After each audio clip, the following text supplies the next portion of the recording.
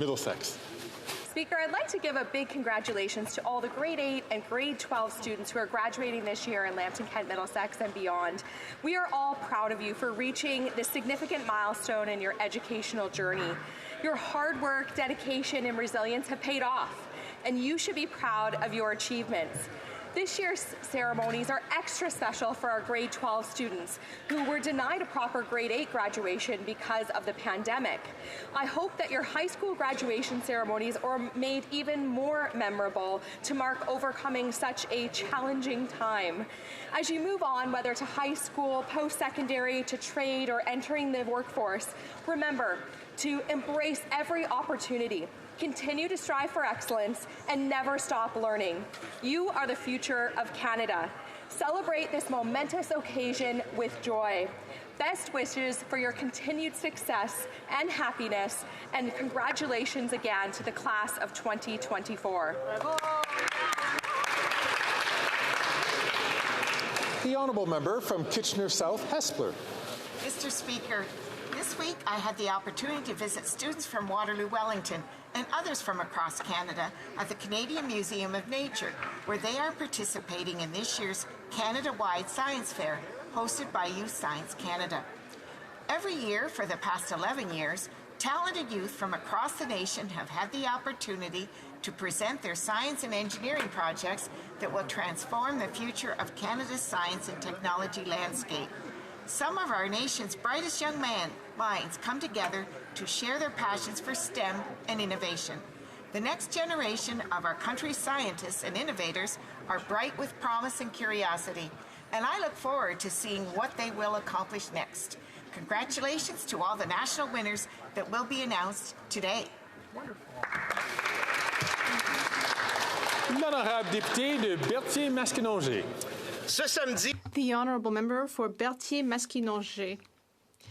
Mr. Speaker, World Milk Day is coming up. Whether it's chocolate milk, skim milk, or lactose-free, we will always enjoy it. But because of market shares that have been given up in previous agreements, 1 out of 5 pints of milk will be imported from abroad, and that's why we need to get the Senate's approval for Bill C-282 as soon as possible. Our farmers don't want temporary compensation for permanent losses. They want to be able to live from the fruit of their labor and make quality milk for us. Our policies should serve the interests of people, of our citizens, and protect our own food security, not for foreign interests. We need to stand up. It's high time. Our producers are passionate about dairy production. They want a sustainable future. They're proud of everything they've achieved. They're asking the Senate to take quick action. Let's all celebrate World Milk Day on Saturday. The honourable member for Vaudreuil-Soulanges. Mr. Speaker, hear, hear. The fair maidens and noble knights of Vaudreuil-Dorion will all be coming together between June 6th and 9th for the 32nd edition of the Seigneurial, to eat, drink, play, and sing, and to celebrate Vaudreuil-Soulanges' rich historic heritage. Thanks to the Regional Museum of Vaudreuil-Soulanges, the town of Vaudreuil-Dorion, and Christiane Lévesque and her team, people will be able to visit the local charming crafts fair. They will love the period costumes and the incredible ambiance. So I would invite everyone in Vaudreuil-Soulanges to join me and enjoy these activities for the whole family, local crafts, and of course everything our seigneurie has to offer. Thank you, Mr. Speaker.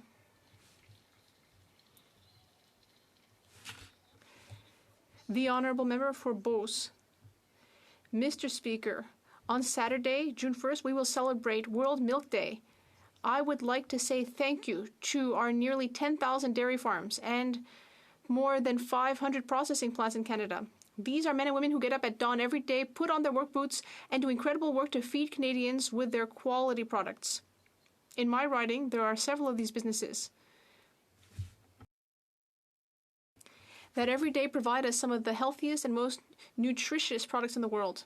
Not only that, our farmers also play an important role in meeting our environmental objectives. On behalf of all parliamentarians, I would like to say Thank you for your hard work.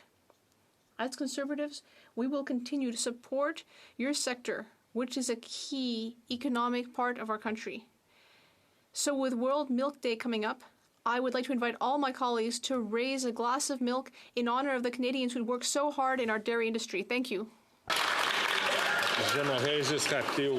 I would remind the member once again that we cannot use props to make our point. And additionally, we only are allowed to drink water in the House of Commons. The honourable member from Coquitlam, Port Coquitlam. Thank you, Mr. Speaker. Mr. Speaker, today I would like once again to launch my Community Champions Awards, for which we are now accepting nominations. Each year we recognize everyday leaders who work hard to build a better community for everyone. A community champion is an outstanding neighbor, such as a volunteer, frontline worker, parent, or unsung hero who demonstrates leadership. Through their leadership, they create a better society by fostering a culture of kindness and generosity. They inspire others to step up and be part of positive change. To nominate your community champion, please email my constituency office. Nominations are open until July 14th. Mr. Speaker, I look forward to honoring this year's outstanding community champions in Coquitlam, Port Coquitlam. Thank you. The honourable member from Dartmouth, Cole Harbour. Mr. Speaker, May 12th was International Myalgic Encephalomyelitis Awareness Day. I would like to acknowledge the approximately 2 to 3 million Canadians now living with this debilitating illness. ME, formerly known as chronic fatigue syndrome, is a devastating, chronic, complex, multi-system illness. It occurs in children, adolescents, and adults of all ages and backgrounds, and 3/4 of people living with the illness are women. Up to 75% are unable to work, and 1/4 are consistently bedbound or housebound. ME is an urgent health crisis, with research showing 50% or more of those with long COVID go on to develop ME. People with ME are suffering and desperately want their lives back. There is currently no cure or approved treatment for it at this time. It is therefore crucial that Canada take action, increase funding for ME research, and providing resources for national education and training. Thank you very much, Mr. Speaker. Good job. L'honorable député de Bellechasse, The honourable member for Bellechasse-les-Échemins-Lévis. Mr. Speaker, the housing crisis has reached an unbearable level for Canadians. In La Presse, we've learned that delays to get a construction permit in Montreal have now reached 610 days in some neighbourhoods. Nearly 2 years, Quebecers are suffering, and the leader of the Conservative Party sees that, and he's taking concrete action to help. His plan to build housing, not bureaucracy, is asking municipalities to build housing quickly. It will offer benefits to towns that do that and punishments for towns that instead create more red tape. Now, the Bloc Québécois voted against that solution yesterday, and it also voted against Quebecers' best interests when it voted for $500 billion in spending. The Bloc Québécois is refusing to make housing more affordable, even though Quebecers need it. We need common-sense solutions to the housing crisis. Canadians need that, but the Liberal Bloc doesn't care. The Bloc is not helping Quebecers, and it is opposed to solutions to help them. member from Toronto, Danforth. Mr. Speaker, during the Second World War, our country held Japanese, German, and Italian Canadians responsible for the actions of their heritage or origin countries. And that was wrong. With a rise in anti-Semitism today, too many Canadians are repeating that mistake. It is wrong to hold Jewish Canadians responsible for the actions of Israel. The vast majority of Jewish Canadians feel a deep connection to Israel. That's called Zionism. And it is the same connection that many people in this House feel to their heritage countries or countries of origin. But we don't, and we shouldn't hold anyone to account for the actions of another country, and we should never question their loyalty to our great country. Let's all stand up against anti-Semitism. It's dangerous, and it needs to stop.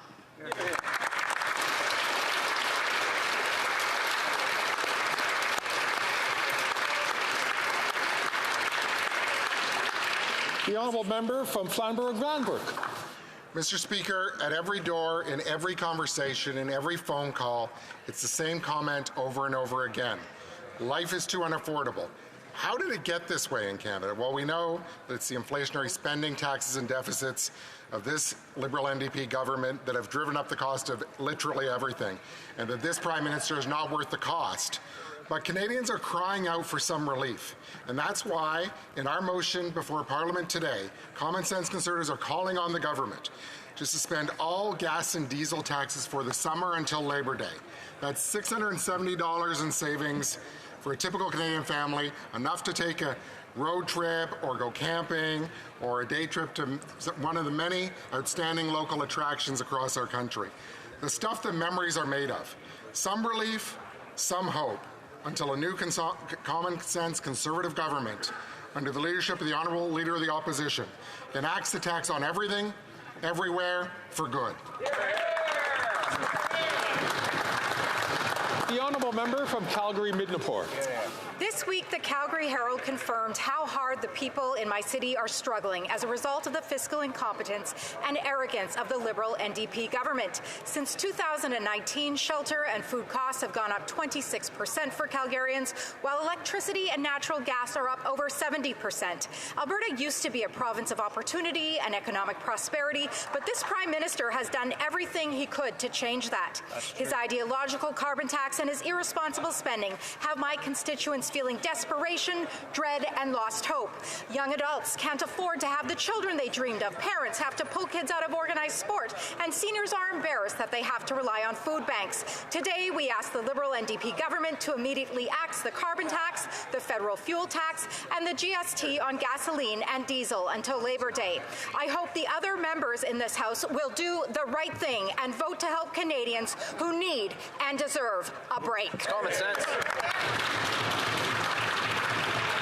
The Honourable Member from Brampton East. Thank you, Mr. Speaker. Mr. Speaker, dental care is health care, and I'm proud to be part of a team that is making dental care more accessible and affordable for millions of Canadians, including so many in my riding of Brampton East.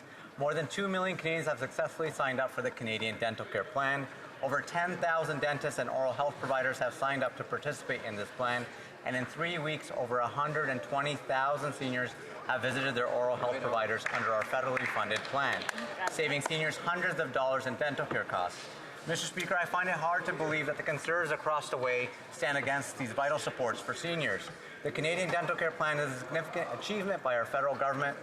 Not only will it alleviate major financial barriers and burdens, but it will also improve the quality of life for many Canadians. As the initiative continues to roll out in phases, our plan will help improve dental health not only for the seniors in my constituency, but for seniors in communities across Canada. Thank you, Mr. Speaker.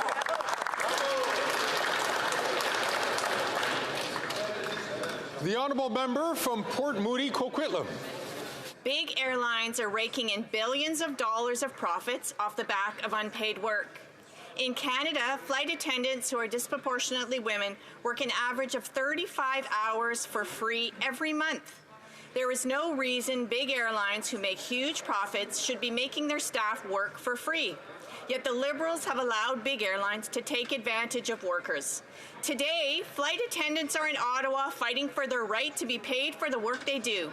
They want this government to change the laws and correct this unacceptable status quo and ensure that when flight attendants are at work in uniform performing their duties, they're being paid. It's only fair. New Democrats agree. This government must stand up to corporate greed and protect workers. Flight attendants deserve better, and today I raise their voices here in the House of Commons by saying unpaid work won't fly. Hear, hear. Hear, hear.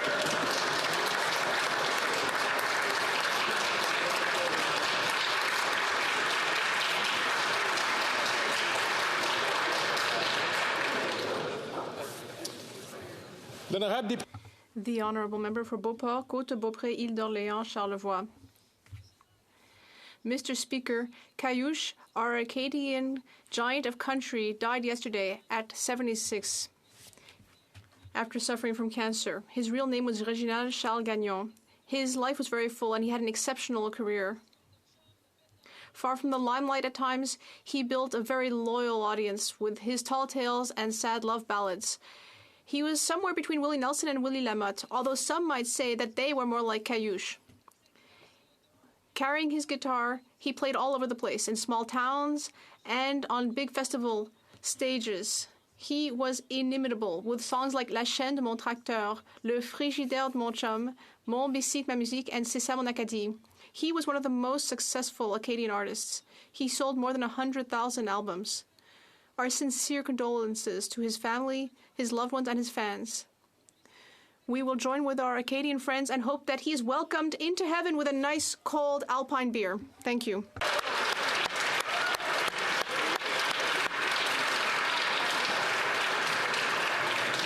The honourable member from Leeds Grenville, Thousand Islands and Rideau Lakes. Here they come and there they go. The race to replace this Prime Minister is underway, and Mark Carbon Tax Carney is out ahead of the pack.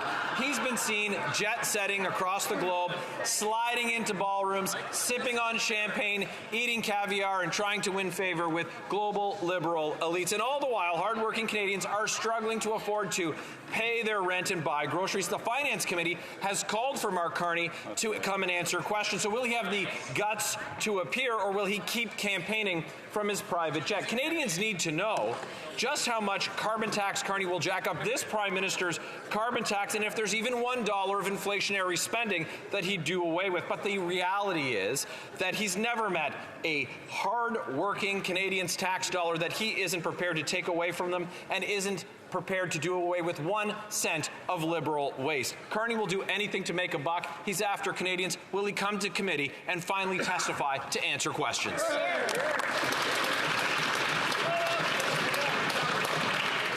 The honourable member from Oakville North, Burlington. Thank you, Mr. Speaker. On August the 9th, 2012, Canada's women's soccer team played France for Olympic bronze in London.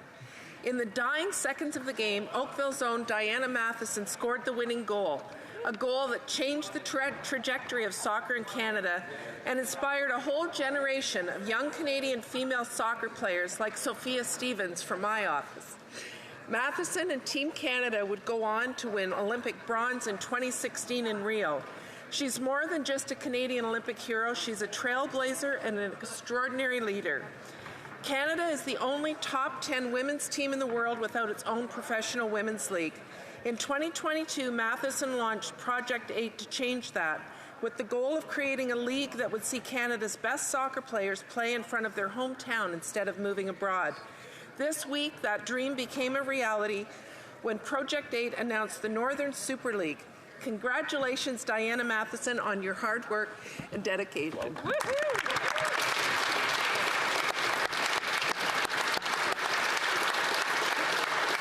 Oral questions. Questions orales. The honourable member from Regina Capel. After 9 years, this NDP Liberal Prime Minister is not worth the cost, and Canadians are suffering through his inflation and high interest rates. For many families, the best hope for a summer vacation will be a modest road trip. Parents will sketch out a budget based on meals and hotels, and a big expense will be fuel. The GST, excise tax, and carbon tax have helped push fuel prices to near record levels, with many families unable to afford a vacation at all.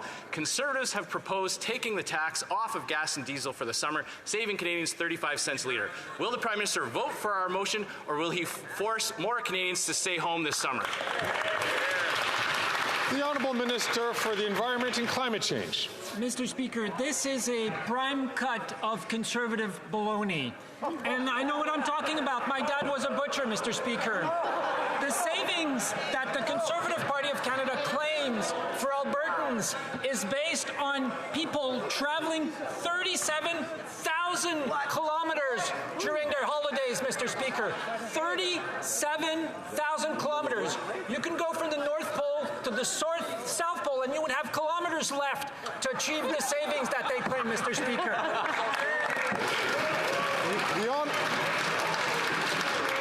The honourable member from Regina Capel. That's just not true, Mr. Speaker. And everybody knows that the carbon tax costs more than the rebate. That is why the Prime Minister was humiliated into granting a carve-out for just some people in some parts of the country. And that's all we're asking for today, a carve-out on federal taxes on fuel and diesel for the summer. For the average family in Ontario, that would mean almost $600 in savings. Now, to the Prime Minister and his wealthy friends, that might not seem like a lot of money, but to struggling Canadians, that could make the difference to be able to say yes to the kids when they ask for some summertime fun. So will the Prime Minister have an ounce of compassion and help more Canadian families afford a vacation? The Honourable Minister of the Environment and Climate Change. Thank you, Mr. Speaker. I know math is not the forte of the Conservative Party of Canada. Let me walk them through it. By their math, the Albertans would have to use 3,293 litres of gasoline over a 3-month period, Mr. Speaker. At an average of 8.9 litres per 100 kilometres, that equivalent to 37,000 kilometres. You would have to drive for 10 consecutive days, non-stop, Mr. Speaker. If you had 2 weeks vacation, you would have 2 days left, or maybe 3, to enjoy your vacation.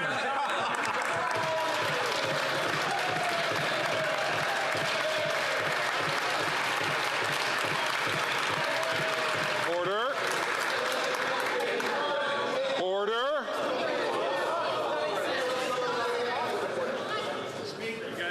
The Honourable Member from Regina Capel. I don't think math is the forte of someone who brags that he doesn't think about monetary policy and thinks that budgets balance themselves, Mr. Speaker.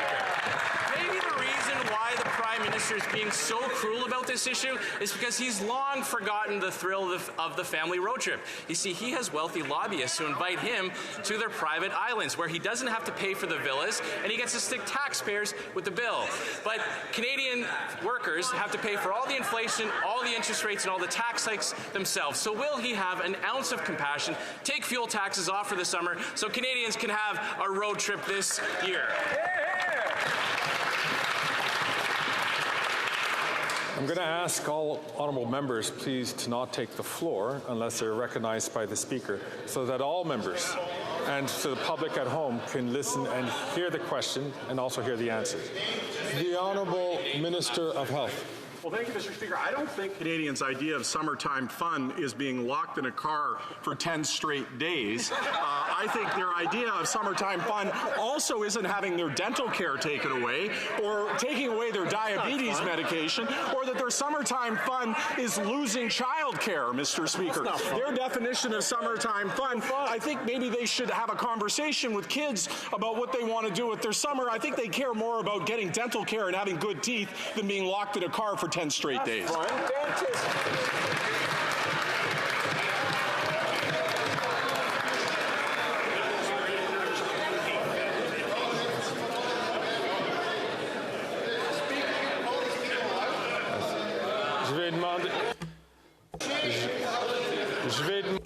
I would like to ask all members in this House to perhaps remain silent, including ministers and parliamentary secretaries.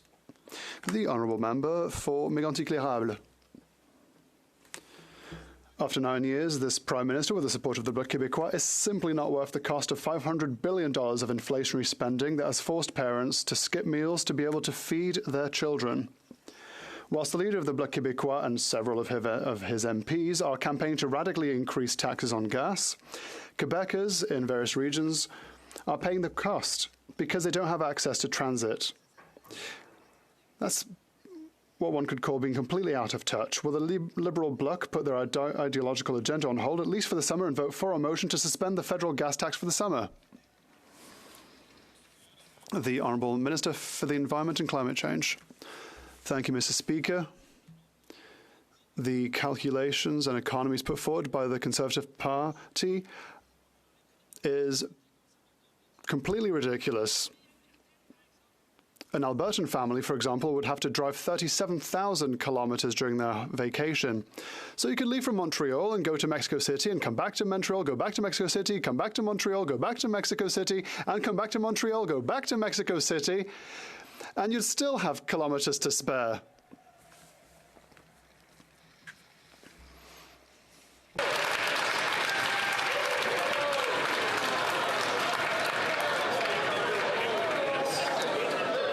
Alors, s'il vous plaît. Order. The Honourable Member for Mégantic-L'Érable. Mr. Speaker, I don't know where they do their calculations, but they seem to be pulling numbers out of thin air. As usual, we know full well on our side that Quebecers that have to fill up their car every week will see a change in their bill at the end of the month. That is the truth. Quebecers who are paying too much for groceries, who are paying too much for their rent, and who can't make ends meet, who have to go to food banks, Mr. Speaker, they understand liberal mathematics because these mathematics take money from their pockets. Will they suspend the tax, the carbon tax for the summer? The Honourable Minister for the Environment and Climate Change. Thank you, Mr. Speaker. I know that mathematics aren't the forte of the Conservative Party of Canada, so I would like to help them.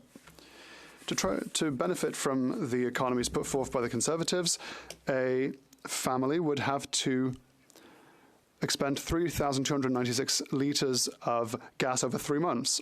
So at 8.9 litres per 100 kilometres, that means driving 37,000 kilometres. You go from the North Pole to the South Pole, and you could almost get all the way back to the North Pole.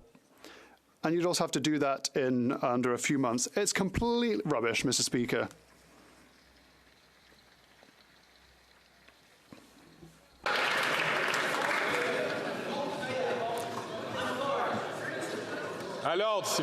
Order. The Honourable Member for La Prairie. And then there was light, Mr. Speaker. The Outaouais Liberals have just revealed that there is a crisis in the healthcare system. They've written to Quebec City to ask for more money for healthcare. Where were these visionaries when Quebec City was warning of a $28 billion annual shortfall? Where were they when the Prime Minister, their boss, was fighting the provinces to not increase transfers by 1 single cent? Where were they when their boss imposed a cut rate agreement on Quebec? Why did these visionaries personally vote against our motion for a sustainable increase in health funding? The Liberals have been underfunding healthcare since 2015. Are they at least a touch embarrassed about this? The Honourable Leader of the Government in the House of Commons. Mr. Speaker, this is proof once again that we need a Liberal member of Quebec to actually defend the will of Quebecers in this House of Commons. Of course, we respect Quebec's jurisdictions. It was not my intention to raise this, but thanks to the Bloc Québécois, I would like to reaffirm the fact that the Quebec government has to urgently work on healthcare in the Outaouais region. Any objective observer can see that we need to act in healthcare in the Outaouais. The Honourable Member for La Prairie. He's right. The Liberal MPs from the Outaouais are right. There isn't enough money for healthcare in the Outaouais, but it's their fault. There's not enough money in the North Shore, there's not enough money elsewhere in Quebec, and it's their fault too, because they voted for it. They've never spoken out against federal health underfunding. They've never contradicted their boss who refused to increase transfers. They've never defended their citizens who were told to go to the private sector for treatment. They were too busy shopping for ministerial or speakership positions, and now they're waking up. Are these visionaries well placed to give us any lessons? The Honourable Leader of the Government in the House of Commons. Mr. Speaker, when the Bloc Québécois vote against Medicare, when they vote against healthcare budgets, when the Bloc votes against everything that we are trying to do for dental care and dentistry, in the Outaouais region, if one takes the ratio put forward by the Bloc Québécois, and if we compare it to other regions in Quebec, we'll see that the Outaouais region is underfunded by Quebec with regards to the number of nurses, the number of surgeons, number of doctors, number of hospital beds. The Outaouais has a crying need for action in healthcare. L'honorable député de Rosemont. The Honourable Member for Rosemont-la-Petite-Patrie. Mr. Speaker, the lack of housing, rising rent, the rising cost of living, that is the reason for which there are ever more homeless people on the streets of Montreal. We need social and affordable housing, but under the Liberals, homelessness across the country has only increased. Despite hearing promises, people do not have the right to housing. The Conservatives lost 800,000 affordable housing units when they were in power, and the Liberals have lost another 370,000. What good are Liberal MPs in Montreal when they can't even put a roof over their heads of Montrealers. The Honourable Minister. Thank you, Mr. Speaker. I'd like to thank my colleague for his question. There's one thing upon which I agree is that on this side of the House, and I include him, is that we truly believe that a government has to work to help homelessness and to fight homeless and chronic homelessness, so that which is not the case for the other side. Our housing project has given more money for housing to municipalities to put a roof over the heads of those who need it, and we'll keep working with municipalities. We won't just be insulting mayors like they do across the way. The Honourable Member from Port Moody, Coquitlam. A landmark report this week exposed women with disabilities are more likely to visit the emergency room during pregnancy because reproductive care is not accessible. It's impacting their mental health during pregnancy and postpartum.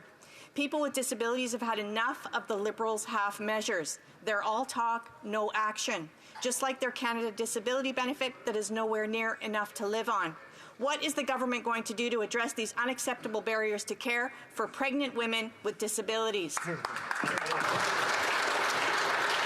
The Honourable Minister of Health. Well, thank you, Mr. Speaker. In every province and every territory, we've signed agreements to improve health care in this country, and that absolutely includes care for persons with disability. And specifically on sexual and reproductive health, we're making sure that we're there for women with the sexual and reproductive assistance that they need, making sure they have the contraception they need to have control over their sexual and reproductive lives and their futures. So absolutely, we're going to continue to work with provinces and territories to increase access and resist the cuts and the reductions that the Conservatives want to bring. The Honourable Member from Calgary, Forest Lawn. After 9 years, this Liberal NDP Prime Minister is not worth the hunger or homelessness as 1 in 4 Canadians skip meals. Edith is a single mom in my community that can't afford to feed her kids because this Prime Minister doubled groceries and gas. And his bright idea, he jacked up the carbon tax 23%. Common sense Conservatives are calling on him to axe all federal fuel taxes this summer to save average families $670. Will he vote with us, or does he want more families like Edith's to go hungry and broke? The Honourable Minister of the Environment and Climate Change. Mr. Speaker, maybe I need to go through the math again to make sure that it is understood. The savings that the Conservative Party is claiming based on that assertion is based on the use of gasoline over the summertime of 3,293 liters of gasoline. Do the math. It's not complicated. At an average consumption of 8.9 liters per 100 kilometers, a family in Alberta would have to drive 37 kilometers to be able to benefit for those claimed savings, Mr. Speaker. This has nothing to do with reality. It would be nice for the Conservative Party of Canada to come down to earth and leave La La Land for a little while. The Honourable Member from Calgary, Forest Lawn. Well, Liberal math for that anti-Alberta minister says that jacking up the carbon tax 20% is somehow going to fix forest fires and reduce the... I'm going to just ask the Honourable Member, start from the top again, and just to rephrase it slightly on that front. The Honourable Member from Calgary, Forest Lawn, from the top.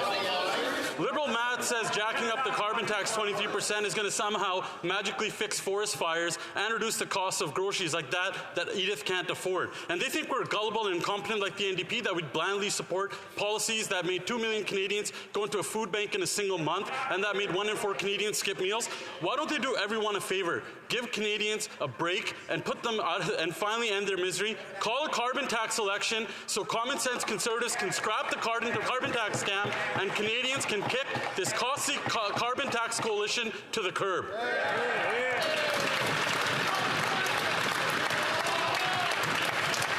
The Honourable Parliamentary Secretary to the Minister of Housing, Infrastructure and Communities. There they go again, Mr. Speaker. They want to ruin the rebate for Canadians. A rebate that disproportionately impacts the middle class and lower-income Canadians working hard to join the middle class. I also noticed, Mr. Speaker, that throughout the past few weeks, they've been quoting from reports from Food Banks Canada, from Salvation Army, and those reports are important. We thank those organizations for those reports. What they point out are challenges faced by Canadians. in those recommendations, which they ignore, they point to programs that this government has continued to support, the Canada Child Benefit, for example, that they've voted against every single time. The honourable member from Lethbridge. After 9 years, this NDP Liberal government is not worth the hunger and homelessness that it's causing so many Canadians across this country. Many Canadians just simply look forward to a small summer vacation, a road trip perhaps. It's normally a time where they can go and camp in the mountains or go to a national park or visit loved ones. But this year, many Canadians can't afford this simple delight because this government has made life too expensive. On Monday, this House will have the opportunity to vote on a common sense motion to save Canadians 35 cents per litre on gas. Will the Prime Minister vote with us, the common sense Conservatives, so that Canadians can afford a simple vacation, or will he force them to stay home? The Honourable Minister of Health. Mr. Speaker, good news, kids. You can take a summer fun time vacation where you're locked in a car for 10 consecutive days, nonstop with no bathroom breaks, and the Conservatives have a plan for you to have that summertime fun. And the cost? Give up the future of the planet, right? Don't worry, kids, about climate change. Don't worry about taking action on the planet. Enjoy your 10 hours in the car and let the planet burn.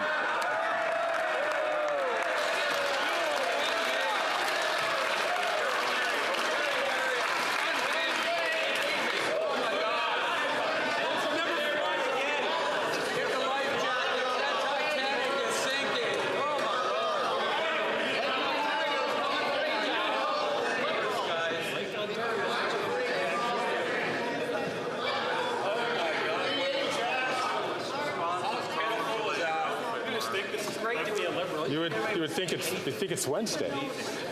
The honourable member from Lethbridge. Well, this out-of-touch Prime Minister might be able to take a $230,000 taxpayer-funded vacation to some fancy island, but that's not an option for most Canadians.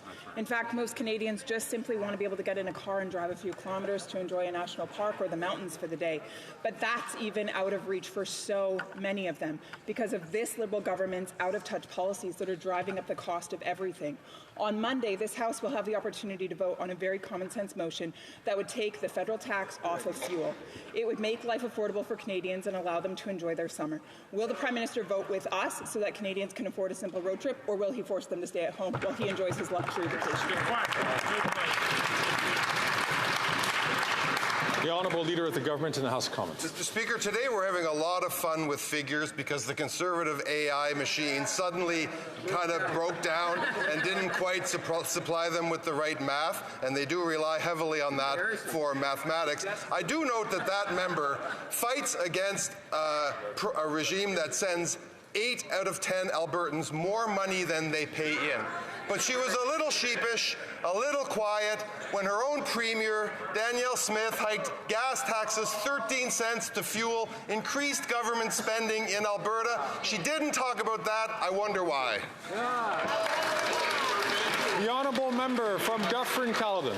After 9 years of this NDP Liberal government, Canadians know this Liberal Prime Minister, he's not worth the homelessness, he's not worth the hunger, and he's not worth the tent cities that are propping up everywhere. But there is a plan to give some relief. A Conservative motion will take the carbon tax and all federal taxes off gas from now until Labor Day. It will save 35 cents a litre and maybe give Canadians a road trip. The only road trip these Liberals know are their ministers driving around in their limousines with their chauffeurs. Will they support the motion to axe the tax, yes or no? The Honourable Parliamentary Secretary to the Minister of Housing, Infrastructure and Communities. That Conservative motion, Mr. Speaker, is written on the same napkin as their housing plan. The reality is that whenever it comes to serious issues of the day, all they have are slogans, Mr. Speaker, hollow slogans. What happened in the House of Commons yesterday? Every single party in this House, minus the Conservatives, voted against their initiative because it would tax home building, Mr. Speaker, and it says nothing about homelessness. Finally, Mr. Speaker, most of their caucus is made up of rural members. Do they know that that housing plan only applies to a certain number of cities, not to the entire country, Mr. Speaker? The Honourable Member from Dufferin-Caledon. It's unbelievable. This would save 35 cents a litre in gasoline. Now, it doesn't mean much to ministers who get driven around by chauffeurs in their limos who probably haven't pumped gas and know the cost of gas in about 10 years. But for the average Canadian family, it will mean everything. And they could actually do something about it. I know they don't take road trips, but actual Canadian families do, and it will make a difference. And they've got a choice. They can vote to actually take those taxes off, save Canadians 35 cents a litre so they can take a road trip, or they continue to punish Canadians with this damn carbon tax. I was going to ask members to be very careful about the use of language in the House. The Honourable Minister for Families and Economic Development. Mr. Speaker, the Conservatives want to talk about numbers today, so let's talk about a few of those numbers. 4, the number of consecutive months that we've seen inflation decrease in this country. 750,000, the number of families benefiting from our affordable early learning and childcare. 1.3 million, the number of Canadians that have been lifted out of poverty with our policies. 400,000, the number of kids that will receive access to food at school. This is what our government is doing on this side of the House. Why won't the Conservatives get on side and support Canadians? The Honourable Member for Lac Saint-Jean.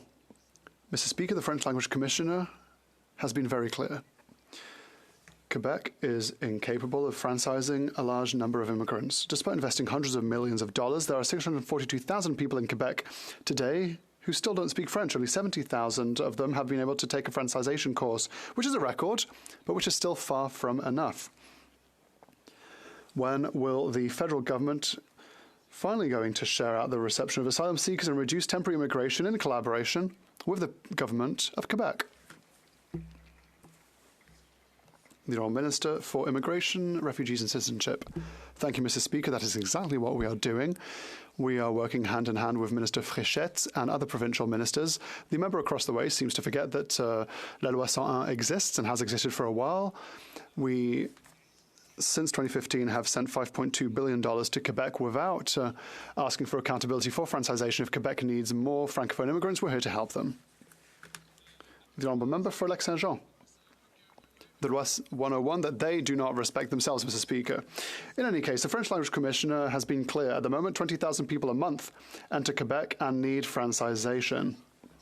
Only 8,000 of them register with Francisation Québec. Francisation Québec can't maintain current levels. They can't work with these current levels of immigration, and so we can't maintain these levels without weakening the French language at Quebec. That's a purely mathematical finding of the French Language Commissioner. Will the federal government finally respect Quebec's capacity in receiving immigrants?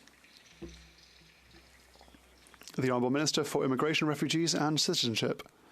Mr. Speaker, once again, the member across the way seems to be asking the question under the wrong jurisdiction. Under the Canada-Quebec agreement, Quebec has most choosing powers when it comes to Francophone immigrants. They have the power and the capacity, and with $5.2 billion since 2015, they also have the financial capacity to do all of this without accountability. It's Quebecers who will have to ask answers of their government. The Honourable Member for Lac Saint-Jean. That's not an easy answer, Mr. Speaker. The ability to fund everything is a key element in our ability to welcome newcomers, but it's hard to ask people to learn French when they can't feed themselves in the first place. In Drummondville alone, the food bank has recorded a 97% increase in needs this year, and so it's had to turn people away. This increase is also an increase through asylum seekers and foreign workers. Disappointed immigrants tell the organization that, and I quote, they didn't think it would be like this in Canada, and they're right, Mr. Speaker. Will the minister finally take action and understand that exceeding reception capacity is tantamount to causing a humanitarian crisis, Mr. Speaker? The Honourable Minister for Immigration, Refugees and Citizenship. The member will once again blame immigrants for the increase in grocery prices. We must be reasonable, Mr. Speaker. Clearly, Canada will play a role, and that's why we are working hand in hand with Quebec to spread asylum seekers. There's work to be done on various jurisdictions. I'm looking forward to doing so with Madame Fréchette. The honourable member from Thornhill. 9 years of this NDP Liberal Prime Minister, and Canadians are fleeing Canada, moving south in record numbers, tens of thousands, the highest number in 10 years, escaping this Prime Minister's economic ruin, fleeing so they can afford to live, afford to buy a home, and stop paying for this government's bloat. This is an inconvenient truth from the Prime Minister's very own media machine, the CBC, this morning. Yep. So how many more Canadians have to leave their country before the Prime Minister realizes that his government is just not worth the cost? The Honourable Minister of Health. Well, there it is, Mr. Speaker. I wondered when they continually put down our country who they want us to be and what they want to emulate. Now we know. They prefer to have a United States model, for example, of health care. Well, I can tell you I was down south a couple of months ago with my partner where an individual fell over. And when they came conscious after I called 911, their concern wasn't their health. Their concern was money. They didn't have the money for the care. I don't want to live in that country. And on this side, we will fight for public health care. We will fight against the cuts the Conservatives want to bring to our health care system. And we will make sure that every Canadian gets access to the care they need.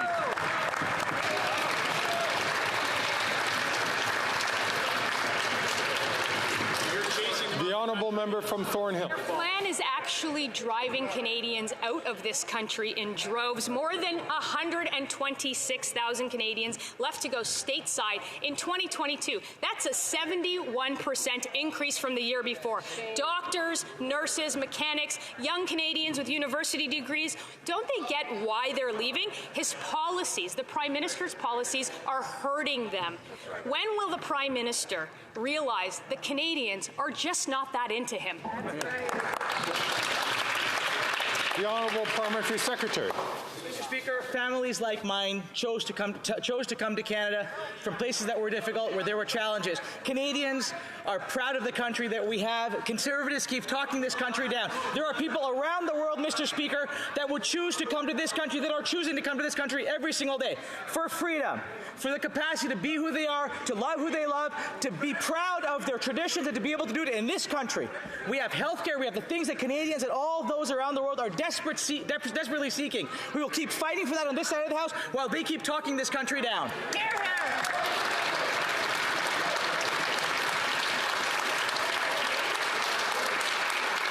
The honourable member from Stormont, Dundas, South Glengarry. After 9 years, this NDP Liberal Prime Minister, Canadians know just how unaffordable life has become, and the facts speak for themselves.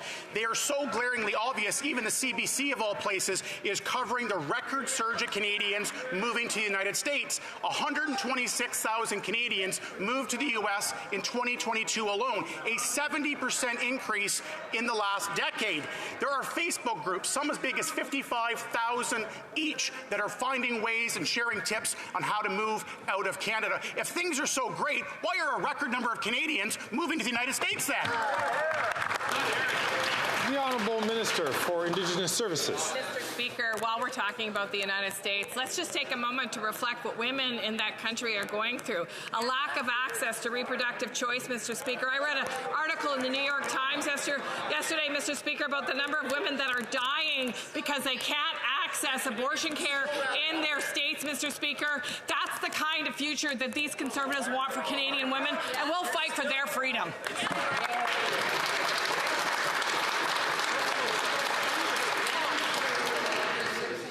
The honourable member from Edmonton, Strathcona. Mr. Speaker, every year hundreds of festivals light up communities across Canada. In Edmonton, the internationally renowned Fringe Festival supports thousands of artists, volunteers, and visitors, generating $16 million in economic benefits. Despite this, the Fringe and other festivals have had their federal funding significantly cut. This is devastating for our festivals and for our communities. These are already promised funding agreements. Why is the government cutting funding that is hurting Canadian arts and culture? Hear, hear. The honourable member, the honourable Minister of Heritage.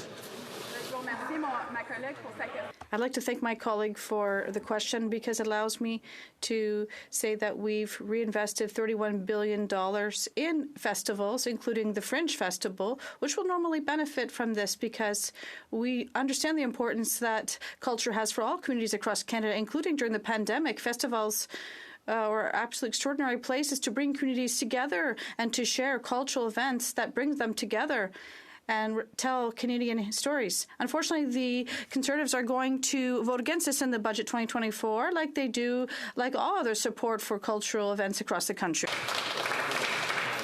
The honourable member from Courtenay, Alberni. Mr. Speaker, 523 people in Toronto died last year from toxic drugs, and still the Liberals rejected the City of Toronto's request to take a health-based approach to tackling this crisis without offering any other solutions. Then there's the Conservatives who keep yelling out harmful disinformation and attacking real people.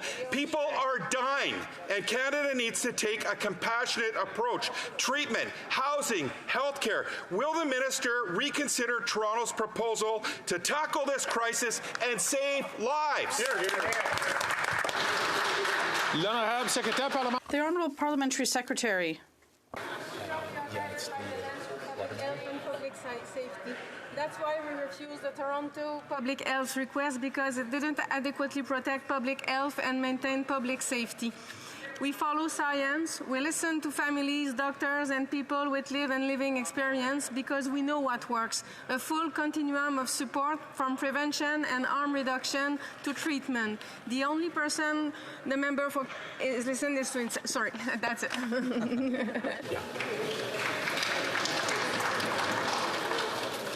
The honourable member from Aurora Oak Ridges, Richmond Hill. Thank you. If you believe in something, defend it. Our government firmly believes in a woman's right to choose, which is why we are unwavering in our defence of abortion rights, in Parliament and in our communities. Conservative caucus members demonise abortion and would rather ban it from Canada. The Leader of the Opposition outright refuses to defend abortion. Why is he so silent?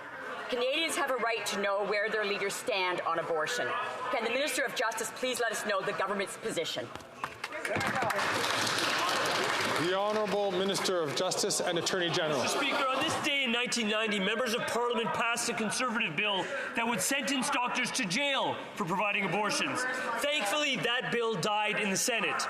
Abortion is health care, Mr. Speaker. Canadian women should always have access to abortion. Recognizing this constitutional right to abortion, Liberal Bill C-75 removed abortion from our criminal code entirely in 2019. That's the exact same bill the Conservative leader keeps promising to repeal. While Conservatives speak at anti-abortion rallies, venerate American restrictions on abortion, this Liberal government will always stand up for women's rights.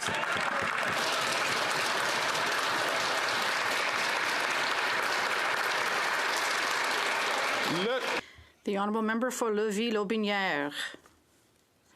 Mr. Speaker, and where the Mayor of Montreal was elected, there are 540-day delays in obtaining housing permits. It costs more to build units. This is what you call incompetency. This Liberal bloc government doesn't require anything from cities to step up housing development. Why is the Prime Minister refusing common sense and promoting the incompetency of the mayors that are supporting him? The Honourable Minister. In math class today, we look at basic competence. There's a whole idea of size. 1 is smaller than 10, and so 6 is smaller than thousands. One plan is much bigger than 0 plans. And what do they want to do? Just cut infrastructure and just insult mayors, Mr. Speaker. It doesn't build any housing. The Honourable Member for Levis-Lotbinière. Mr. Speaker, after 9 years of this government, it's not worth it. The CMHC has stated that Canada needs 5.8 million units to restore housing affordability. This Liberal bloc government is building less housing than in the 1970s. It's a real scandal.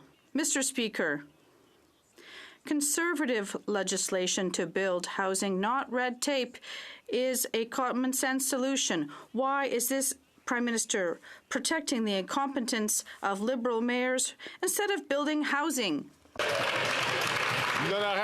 The Honourable Minister. Once again, in terms of math, he has some lessons to learn. Zero is much smaller than 179 agreements across the countries with municipalities. 200,000 is smaller than 240,000, and zero housing units is still zero. That's their plan. Zero. It doesn't work. The Honourable Member for Montmagny, Lille, Kamouraska, Rivière-du-Loup. Mr. Speaker, after 9 years of this Prime Minister, Quebecers are paying the cost of this housing crisis. In Ville-Marie, under the mayor, it takes 540 days to obtain a building permit. Imagine this. 540 days in the midst of a housing crisis. This is what you call incompetency. Quebecers are suffering, and the Bloc is voting for $500 billion in appropriations and against common sense solutions in this crisis. Can this Liberal Bloc government step up to the plate and promote housing construction in Montreal and across Quebec once and for all? The Honourable Minister of Public Services and Procurement. Thank you, Mr. Speaker. Yes, we're talking about math today, so there's a very small figure that is so easy to forget because it's so small. It's 6 affordable housing units. 6 units that the Conservative leader, former minister, when he was minister across the country and throughout his entire term. Only 6 units. Where in the riding of my colleague who just spoke, there's 134 affordable housing units that have been built with the support of the Canadian government. And yet their leader continues to insult municipalities in Quebec. The Honourable Member for Montmagny, Lille, Kamouraska, Rivière-du-Loup. Mr. Speaker, it's more than 6 or 9 years under this Prime Minister, and more Quebecers are living on the streets because of the lack of affordable housing across Canada. This Liberal Bloc government has doubled the cost of rent. Imagine in Montreal, it takes 2 years to get a building permit, and that's when things go well. The incompetence is blatant. Quebecers need solutions, but the Bloc voted against the Conservative leader's plan for affordable housing. Can this Bloc Liberal government, for once in its life, help people across Canada to help them build housing? Thank you. The Honourable Minister. Inaudible. They like talking about common sense, but when you build a house, Mr. Speaker, you make sure that basic things such as infrastructure, water, electricity, sidewalks, streets are all in place. And all they want to cut is infrastructure for municipalities to build homes. So once again, one plan, 3 million housing units versus zero units. The Honourable Member for Rivière-du-Nord. Don't forget the North, Mr. Speaker. Mr. Speaker, last March, Quebec's Minister of Justice informed us that 109 stays of proceedings for unreasonable delays were granted last year alone in Quebec. 109. How can you expect people to have confidence in the justice system when justice no longer takes its course? We've been sounding the alarm for years about this government's nonchalance in appointing judges. There's still a shortfall of nearly 60 judges, and it's a recurring problem. Does the minister find it acceptable that trials are aborted because he hasn't taken the time to appoint judges? The Honourable Minister of Justice and Attorney General. Thank you very much, Mr. Speaker. I won't accept the question asked by the colleague. I appointed justices as quickly as possible, the quickest in Canadian history. 113 appointments over the past 10 months. Nevertheless, there is always more to do. We are doing this. In terms of delays for criminal justice, we have established $700 million for legal assistance to help speed up trials. The Honourable Member for Rivière-du-Nord. Mr. Speaker, the Bloc is obviously in favor of bringing accused persons to trial within a reasonable time frame. But when people accused of murder or other crimes against people escape justice because our courts are overflowing, that's when they lose our support. Putting violent, dangerous people back on the street because at the end of the day we don't have enough judges, this has serious consequences for public safety and in people's confidence in the justice system. Will the ministers support our bill so that people accused of violent crimes are not simply released because there's no time to judge them? The Honourable Minister of Justice and Attorney General. Just to be clear, the bill tabled today is to use the notwithstanding clause under the Canadian Constitution.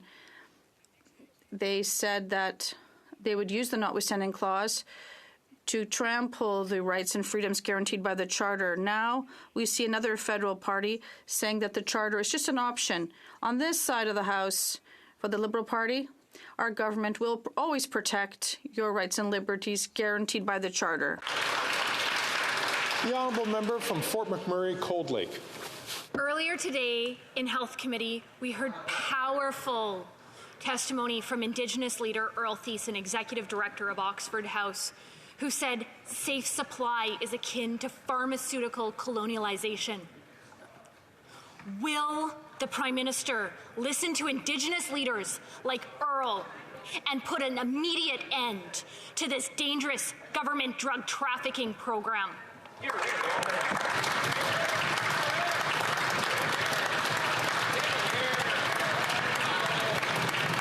The Honourable Minister for Indigenous Services. Mr. Speaker, it is important to recognize that there is not one perspective on the best way forward through this toxic drug supply that is facing this country. That's why this government is focused on providing tools that meet the needs of communities. In fact, if communities are not comfortable with safe supply, then they are not using safe supply, Mr. Speaker. To allege that this approach writ large across the country would not have detrimental effects is false. And I will say this, Mr. Speaker, we on this side are focused on saving the lives of our friends' children, and we will continue to do that.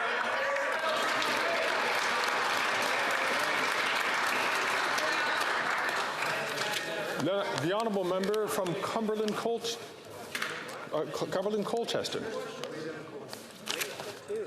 I think my honourable colleague has two questions, Speaker. Honourable colleague is actually deferring to the Honourable Member from Cumberland Colchester. Speaker, last night the Minister of Mental Health and Addiction said the Prime Minister's deadly experiment of hard drug legalization in BC was a success. After 9 years of this NDP Liberal Prime Minister, drug overdose deaths are up 380% in BC. The Minister refused to rule out expanding the drug legalization in Toronto or Montreal or anywhere else in Canada.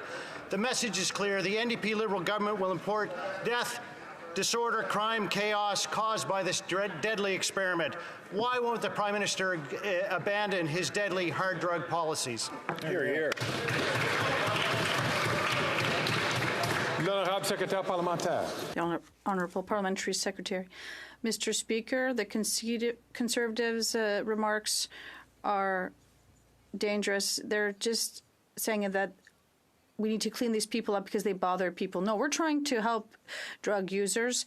They don't choose to be addicts. They don't wake up one morning and say, yeah, we're going to start using drugs. We have a range of options so they can find a path to move forward and solve their health problem, which is not a criminal one, but a mental health one.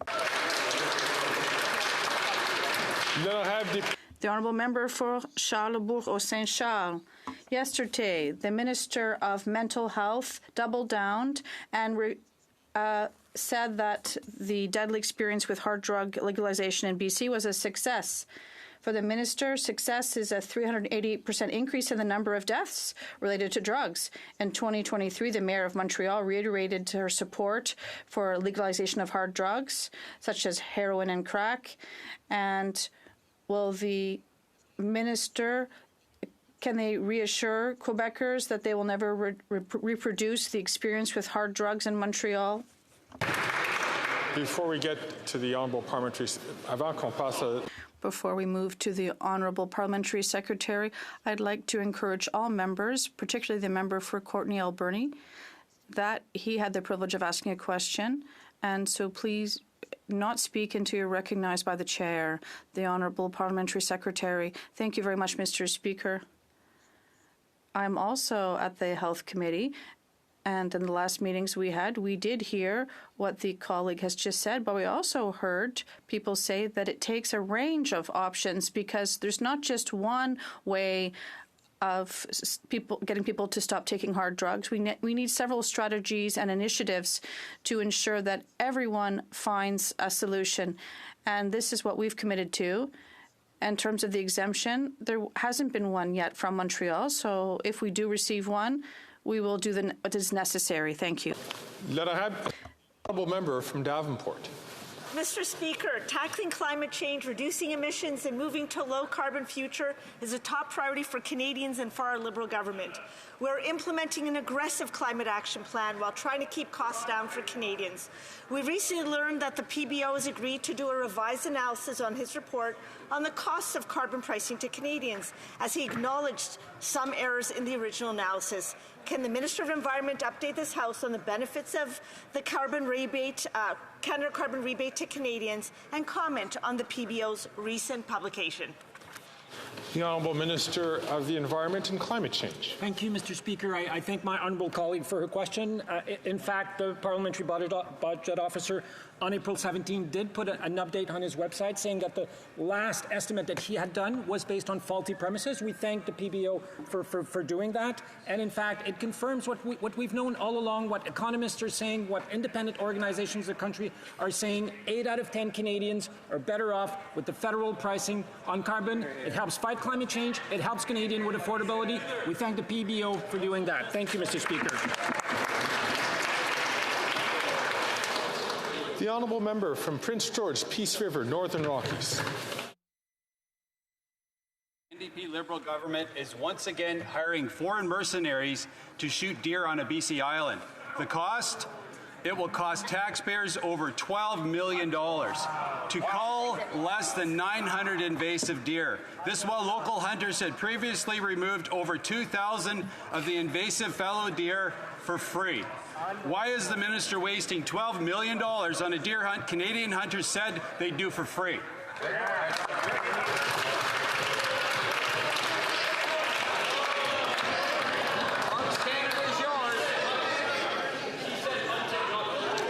The Honourable Minister of the Environment and Climate Change. Thank you, Mr. Speaker. I have no knowledge of this issue. We will look into it and get back to the member as quickly as possible. Thank you. The honourable member from Prince George, Peace River, Northern Rockies. Mr. Speaker, we have Canadian hunters that say they would even pay to hunt these deer, yet the NDP Liberals have found a way to make it cost millions. Wow. From Scott Carpenter. It's a real slap in the face to Canadian hunters, and there's millions of us in this country who would have been more than happy to spend our own money to go in there and harvest some of the meat ourselves. To invite foreigners into the country because they felt we were incapable of doing it ourselves is insulting, to say the least. What does this NDP Liberal government have against Canadian hunters? The Honourable Minister of the Environment and Climate Change. As I said, Mr. Speaker, we will look into it and get back to the member as fast as possible. Thank you. The Honourable Member from Red Deer Lacombe. Well, it just goes to show, Mr. Speaker, if it's not climate change, they don't know anything about it. In 2015, the Prime Minister told Canadians that you don't need an AR-15 to bring down a deer. Yet he's hired foreign mercenaries with semi-automatic rifles and large-capacity magazines to do just that. These NDP Liberals are spending $12 million to cull a few hundred deer on Sydney Island. The waste is typical. The hypocrisy is palpable. Why does this Prime Minister continue to demonize hunters while finding the most expensive way to do something that local hunters would have done for free?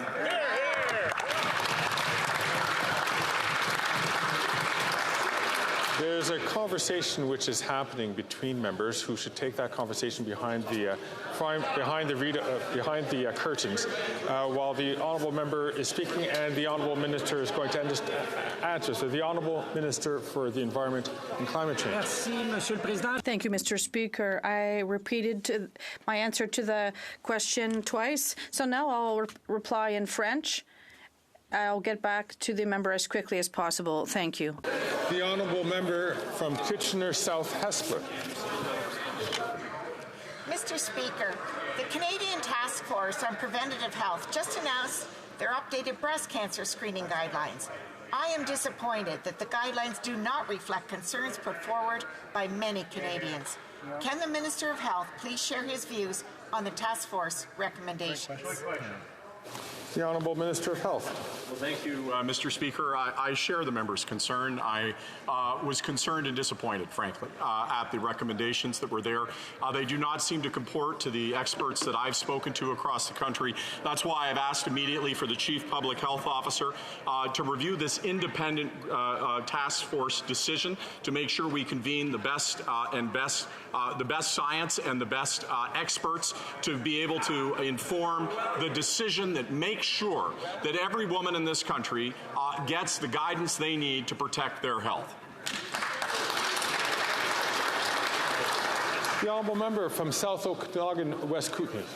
Mr. Speaker, Canadians are expecting this wildfire season to be devastating, and the minister has said the same. Last summer, we had to rely on our military to help battle wildfires and support communities. This year, the Chief of Defense Staff says that's no longer an option. Wow. We need a solution. Mr. Speaker, Canadians overwhelmingly want a dedicated national wildfire fighting force. So will the Liberals create this needed force to tackle fires, support communities, and save lives? The Honourable Parliamentary Secretary.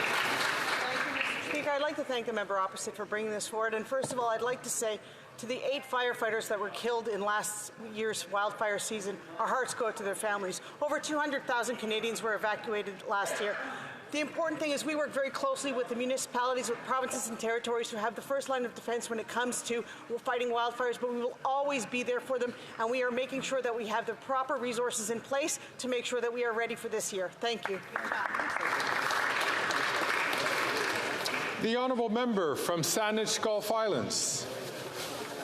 Mr. Speaker, I had the great honor of participating yesterday in a symposium sponsored by Senator Mary Lou McPhedran from the other place and attended by so many brilliant young people arguing that the voting age should be 16 years old. Mr. Speaker, the Vote 16 movement includes a bunch of people over 70, like myself. Well, I'm not over 70. I'm almost 70. My point is, Mr. Speaker, all of us, regardless of party, should get behind this. Would the Honourable Minister for Democratic Reform, for responsibility for the elections, let us know whether the government's prepared to listen to young people and put the voting age at 16? The Honourable Parliamentary Secretary. I want to thank the member opposite for the question, and in particular for young people taking part in their democratic institutions. This is precisely what we want young people to do, to be engaged, and the democratic process involves Canadians all across this country at every age to take part in our democracy. PROC is studying this matter as well. We've introduced reforms to the Election Act. Mr. Speaker, we are going to continue to listen to Canadians to ensure that everybody can take part in the democratic process.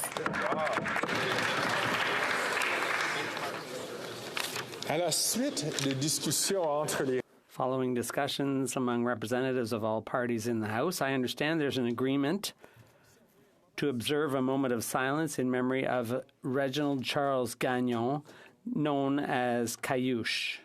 I now invite honourable members to rise.